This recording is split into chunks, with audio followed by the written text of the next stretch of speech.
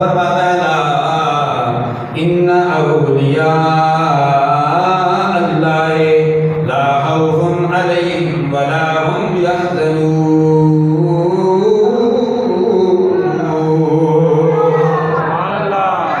الذین آمنوا وكانوا يتقون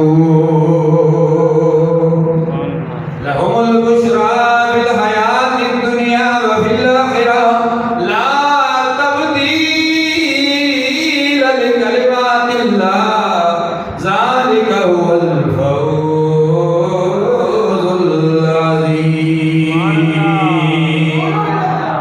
یہ وہ تین آیتیں جن کا ترجمہ میں نے نہیں کیا تھا۔ یادگار اسلاف پیر خواجہ عبدالحق صاحب مقدس اللہ العالی کے والد گرامی کی عرس مبارک پر میں نے جب مختصر خطاب کیا 3 منٹ کے اندر بات کو بھی ختم کیا اور ایتیں بھی 3 پڑھی۔ گزشتہ دنوں پیر عبدالحق صاحب کے خلیفہ خاص پیر طریقت رہبر شریعت قاری خان محمد قادری نقشبندی مقدس اللہ العالی کے برادر اکبر علامہ مفتی محمد عظیم نظامی جامی علیہ رحمت کا لوگ ڈیرہ پنڈی گھیر میں وصال با کمال ہو گیا۔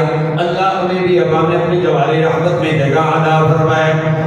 اللہ تبارک و تعالی ہمیں بھی ان اللہ والوں کی صحبت اختیار صحبت میں مہربانیاں فرمائے، صحبت میں جگہ عطا فرمائے، صحبت میں بیٹھنے کی توفیق عطا فرمائے۔ صحبت صالح درا صالح کنن صحبت